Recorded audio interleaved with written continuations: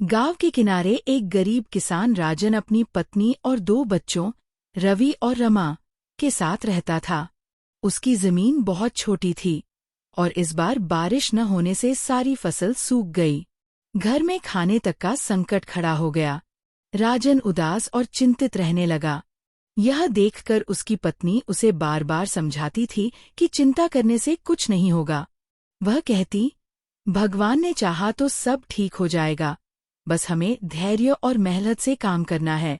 उसकी बातें राजन को थोड़ी देर के लिए तसल्ली तो देती, लेकिन कुछ ही समय बाद वह फिर से उदास हो जाता, मानो उसके मन से बोझ उतर ही न रहा हो। बच्चे समझ गए कि बाबा बहुत परेशान हैं। एक दिन रवि ने हिम्मत जुटाकर कहा, बाबा, हम सब मिलकर कुछ न कुछ करेंगे। आप अकेले क्यों परेशान हो रहे हैं? इसके बाद रवि ने गांव में सब्जियां पहुंचाने की जिम्मेदारी ली। वह पास के खेतों से ताज़ी सब्जियां लेकर घर घर पहुंचाने लगा। उधर रमा अपनी माँ के साथ मिलकर मिट्टी के छोटे छोटे बर्तन बनाने लगी। वे मटका, कुल्हड़ और दिए बनाकर गांव के हाट में बेचतीं। गांव वालों को उनके बनाए बर्तन बहुत पसंद आए।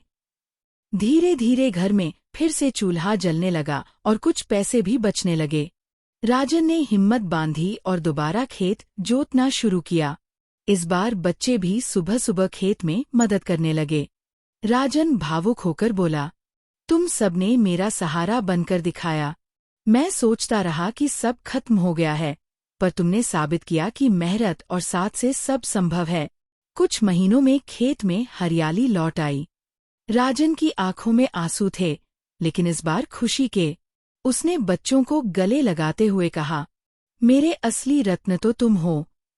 तुम्हारी मेहनत और हिम्मत ने ये दिन दिखाया है। मैंने आज सीखा कि कठिनाई कितनी भी बड़ी क्यों न हो, अगर परिवार साथ हो तो कोई संकट टिक नहीं सकता। अब उनका घर छोटा था, लेकिन उसमें मेहनत, प्यार और उम्मीद का खजाना भरा हुआ था।